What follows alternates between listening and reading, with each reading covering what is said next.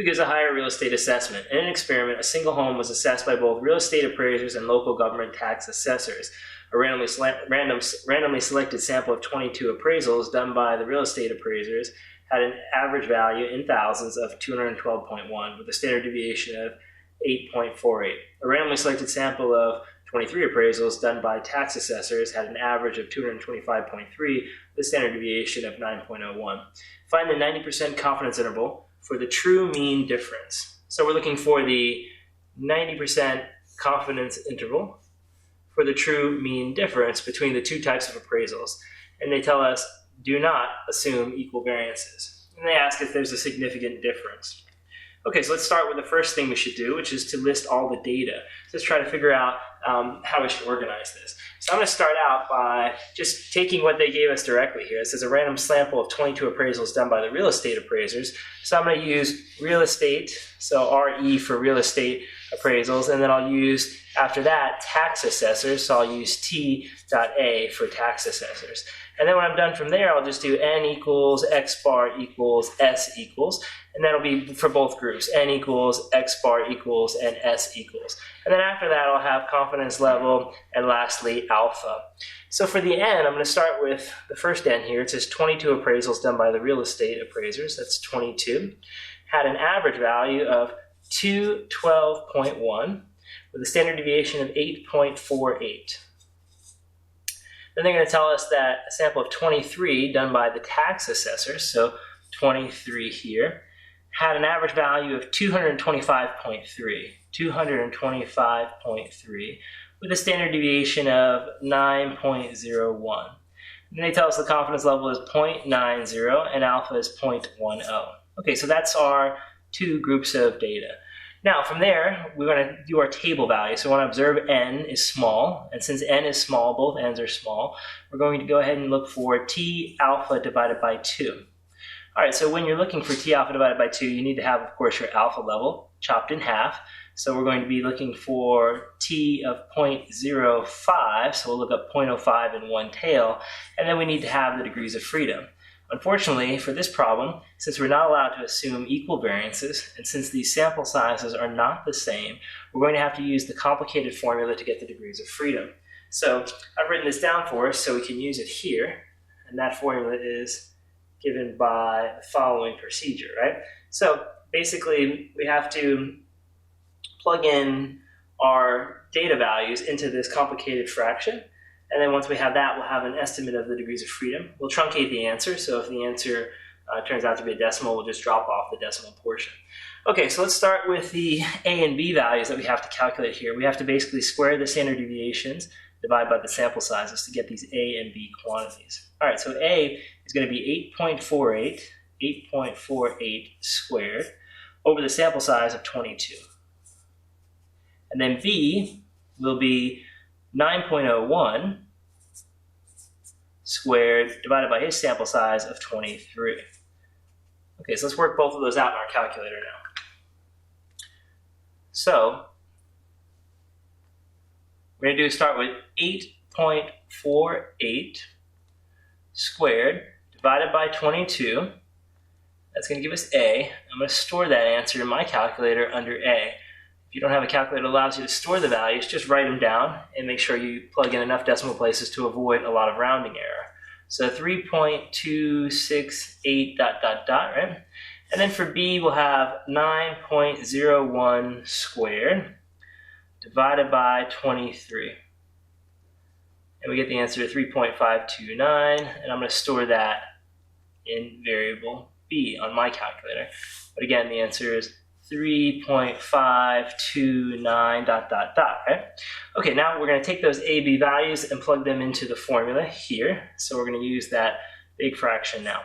So A will be 3.268 plus 3.529 quantity squared divided by the two fractions. Now A squared will be 3.268 ... squared divided by n minus 1, so basically the degrees of freedom for the first group, 21, plus the B value, 3.529 ... divided by its degrees of freedom, 22. And let's see what that turns out to be when we do the calculation with our calculator. Okay, now I already have this values A and B stored in my calculator now, so I'm just going to use A plus B quantity squared divided by, open parentheses, we're going to do A squared divided by the 21 plus B squared divided by 22. Close up your parenthesis and hit enter. And when we're done, we get 42.99, etc., etc. But we don't actually need the rest of the decimal, so we'll cross that off and just say the answer is going to be 42 for us because we truncate the answer for this. All right, so now we have the degrees of freedom. So all of that was done so that we can go to our t-table now. So now we'll be able to go to our t-table, knowing that the degrees of freedom is 42, the alpha is 0.05. We'll go to our t-table now and look up the critical t value. Okay, so we're looking in the 0.05 column, area in one tail 0.05, and we're going down to 42 degrees of freedom. Okay, so we can see here that if the answer is somewhere between 1.684 and 1.679, because 42 degrees of freedom is between there, remember we take the larger value of the two. If we have a value that's in between, we'll take the larger value. So we'll use 1.684 then. Okay, so we found the answer 1.684 for our critical value. And we're going to use that critical value on our margin of error formula. So we'll go ahead and say E is equal to T alpha divided by 2 times the square root of the standard deviation for the first group squared divided by its sample size plus the standard deviation for the second group squared divided by its sample size.